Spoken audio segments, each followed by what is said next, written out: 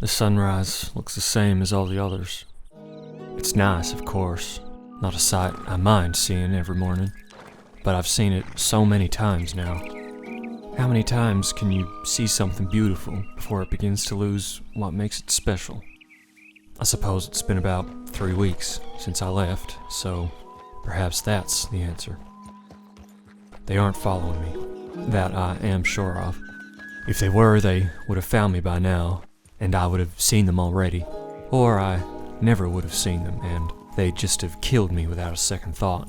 But I'm still here, alive, running. I don't know if I'll ever be able to come to terms with what I've done. I can't face the truth of it, not yet, not with it still so fresh in my mind. My hands tremble if I dwell on it too long. My mouth turns dry and my eyes wet, and the world around me seems to fade away. Sounds fading and sights blurring and everything losing meaning. At night I look up at the stars and try to sleep, but all I can see is her face. Her beautiful face that I fell in love with. Her smile. The red in her lips, on her cheeks that wrinkled in that way they did when she smiled. The red in her eyes, leaking in from behind her brain. The red pouring from her mouth, from the hole in her chin. The red on my hands. I threw the gun in the river. I couldn't take it with me, not knowing what it had caused. What I had caused.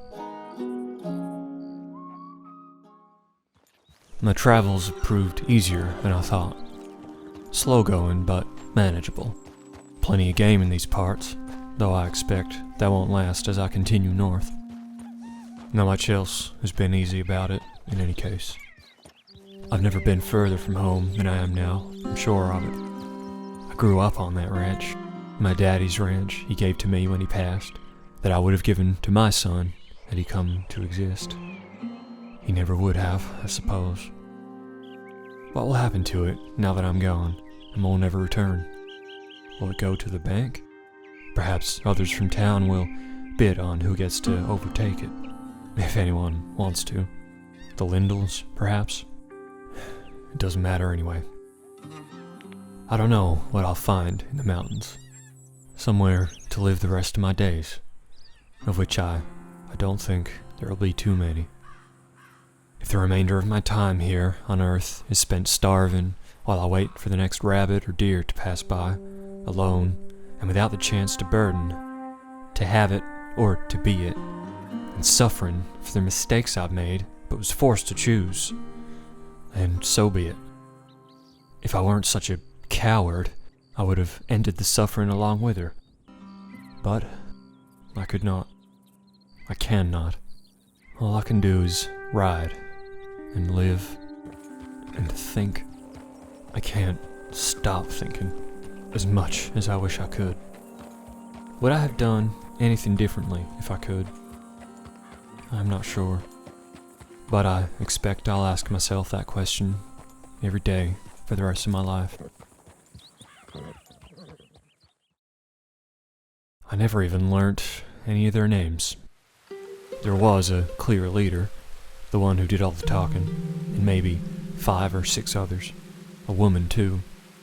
I can still see some of their faces, but not clearly.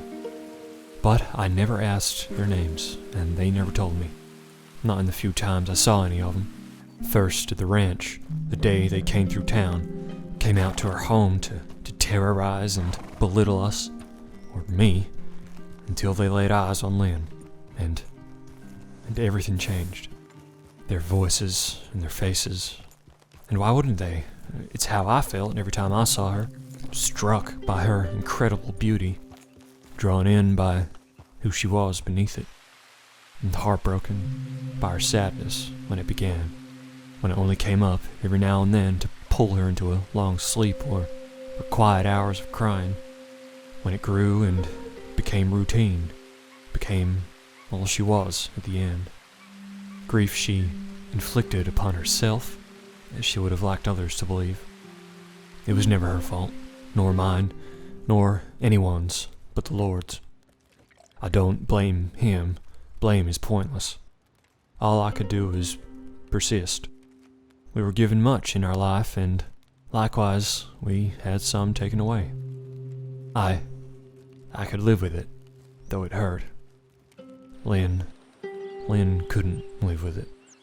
Not in any way that either of us were used to. That's how this all started, I reckon. Each time they came back, I grew more concerned. They hadn't done anything yet, but I could see they weren't just going to leave us alone. They wanted Lynn. I told the sheriff, hoped he'd do something about it, but they couldn't send someone out to the ranch just to wait around for him to show up again, is how he put it. They were staying in town, but weren't causing any real trouble to the point the law was going to do anything about it. All we could do was wait. At least, that's what I thought. I hated myself when they took her. I knew I should have done more. Should have run away or taken Lynn somewhere safe and gunned them all down when they showed up. Anything. Instead, I came home to a goddamn note they forced her to write. I don't remember much else after that. I was angry. Everything inside me was on fire and hurting. I'd get her back. I'd find her and save her from them, I told myself, even if it cost me my own life. What else could I do? I always preferred the cold, though I have never seen snow, and perhaps that kind of cold will be too much. Not like the early mornings on the ranch, the fields still dark and wet with dew. Some mornings it'd be too cold to rise, and I would just lay in bed with Lynn, and we'd keep each other warm. Her smile on those mornings, candlelight flickering over her face, our bodies together as we fulfilled our marital duties. Thinking about it, I miss it. Even before all this, it was a long time since we'd shared a morning like that. She used to try still, for me, I reckon, but it was never the same for her. She never directly said it, but I know the thought of doing it without ever being able to start our family tore her heart in two. Eventually she stopped being there altogether with me when we shared our bodies, and so eventually I stopped forcing her into it. I do regret what I've done. I've been thinking on it all the past few days. There isn't much else for me to do, and I regret it all. I wish I could say I didn't, because I know I did what I had to. She needed to be free, and there was no other way to get that for her. She wasn't happy for a long time, long before they came and took her, forced her to go with them just to keep me safe. But still, I regret everything that led to it. Regret that I had to do it, why I had to do it, and everything about it. And, of course, doing it itself. But it was the only thing I could do. I regret not being able to go with her. I pulled that trigger to free her, and had every intention of following straight after her so we could both be with the Lord. But when I saw her and held her and cried and knew she was gone as quick as the bullet went through her, I knew I wouldn't be able to do the same for myself. I tried. The barrel hot on my skin as I held it there. I don't know for how long, but I held it, pushed it, tried to pull the trigger, but I just couldn't.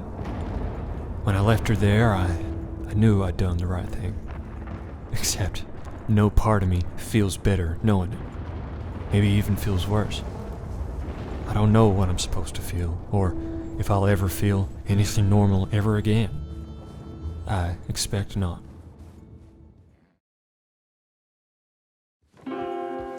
It's tough living up here. I don't expect I'll last too long. I only see some deer on rare occasions, and I'm not the best shot with a rifle, so my hunger grows worse each day. I even saw a grizzly one morning off in the distance. I raised my rifle for only a second before I quickly changed my mind. There's not much I could do with the corpse of such a beast, even if I managed to kill it before it would kill me. I watched the monster for a while before I went home for more canned beans. There's no shortage of monsters in this world. I've known that for a long time, since I was a child and the sickness took mother. But when you come face to face with monsters that look just like you, it's an altogether different experience, and one I wasn't prepared for when it happened. I don't think I could ever be prepared to face those people, before or since. It takes a special kind of monster to lure an innocent, weakened woman from her home just to spare her husband's life, to be done with as they pleased, as if she was simply a product to be used and forgotten. But they didn't forget her. If only they had. It hurt more than I thought it would when I found her. Even after weeks of not seeing her, only having our photograph to study, to let others see how beautiful she was and lead me closer to her whereabouts. When I finally found her and saw her again, I felt my heart sink in my chest, like it had gained a dangerous weight. It broke any will I might have still possessed. It didn't hurt as much as when she spoke, hearing the things they convinced her of, that she really wanted to be there, that they'd never threatened my life in order to go with them, and that it had nothing to do with me at all. I couldn't believe it. I didn't, and I do not.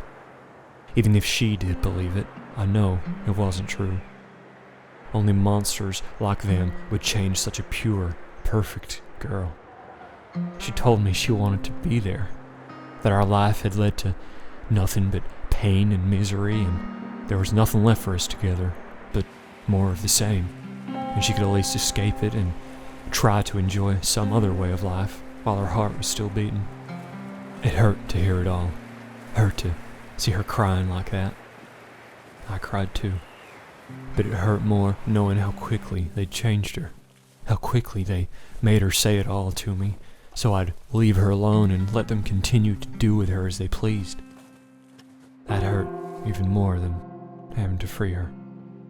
I could live with that, as painful as it would be, as painful as it is, but never with knowing what life she'd be forced into under their instruction. She begged me not to leave her to live her life, this new life they'd told her she wanted, that she may have even believed she wanted herself. But I knew her better than that, better than they ever could, better than she did at that point, and I knew she couldn't live her life like that. She deserved far better, but I couldn't give it to her. All I could give her was an escape. I thought this would be the place I could live the rest of my life in peace, alone, about as much as I deserve. But the weeks of endless cold and hunger have proved difficult in a different way than I'd expected. I thought I would die out here, that I wouldn't even last a week. Yet, here I am. I came up here to run from the gang who stole Lynn away from me and herself. To run from my life, from myself in some way, but I can never run from myself. And if I'm too stubborn to lay down and die in this wilderness, what else is left for me? This life simply is not for me. I can't return home, I know that.